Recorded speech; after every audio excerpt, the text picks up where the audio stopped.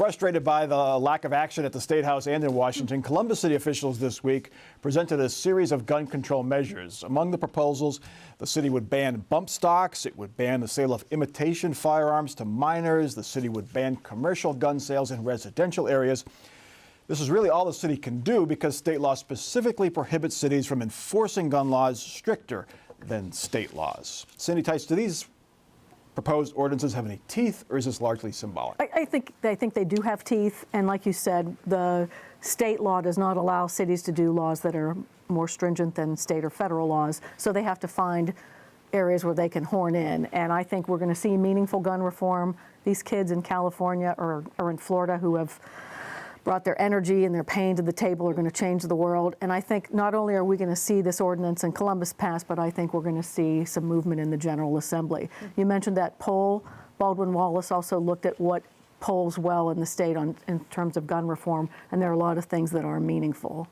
Jim, why can't cities pass their own gun laws? What was the reason why this, aside from the state being very in favor of gun rights, gun owners' rights, state legislature, why can't cities do their own ordinances on guns? Well, the argument is that if you're a gun owner, you don't want to have to follow different laws as you're passing through each city and town in the state of Ohio. That you know, if I can carry a gun in a park in Akron, I should also be able to carry a gun in a park in Columbus. And so the argument was to make it all a uniform standard for gun control and for gun rights, and that has been what's carried the day in the legislature. Of course, the thing I've said many times over my career here covering the State House is that, as always, the legislature is very much in favor of local control until they're not. And in this one, they're not. They don't think the locals should be making their own gun laws. And frankly, I looked down this list of the Columbus ones, and there aren't too, except for maybe banning bump stocks.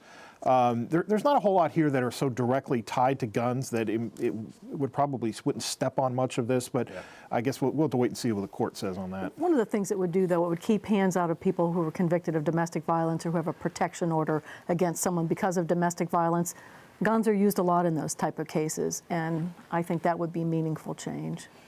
If you look at the map of Columbus, you can see, I mean, with all the townships, it'd be impossible to drive from one end of the city to the other with a gun in your trunk without having to violate the varying laws. You can see why the uniformity.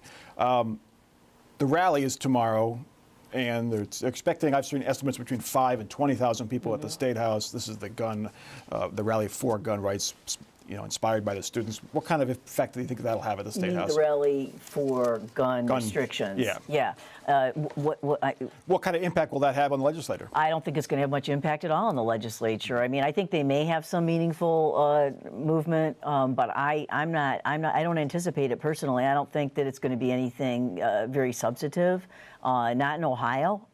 We saw what happened in Florida, but that was the state where the tragedy occurred, and I think that for Ohio lawmakers to take that kind of step would kind of take that sort of thing. It will be interesting, though, because these kids are coming from all over the place. They're not just coming from, Democratic districts. So, and I'll be interested to see how many parents are there as well. Mike, this is a little different than what in past aftermaths of mass shootings. Yeah. Do you see any movement from gun rights supporting lawmakers at the State House? No, I think there's been some proposals to make sure we have a security guard in schools, and that could be local control. I think we're going to give some money to the school districts to pass safety levies or give them the ability to pass safety levies. That's a good thing.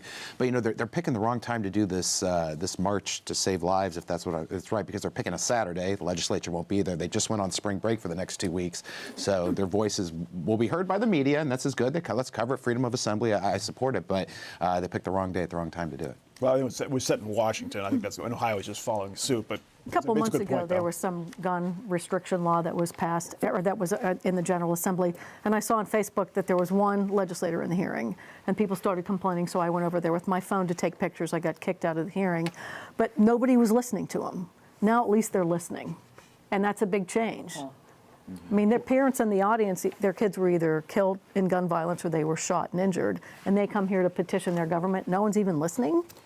Well, I'll tell you the State House rallies are fine, and it's good to show that they're, if you're pushing that, that side of things, it's good to show that there is support behind you. But until the majority starts to see polling that shows us this is an issue that's going to turn people, or they start hearing from their major donors that this is an issue that their donors want to see changed, then there's going to be limited action.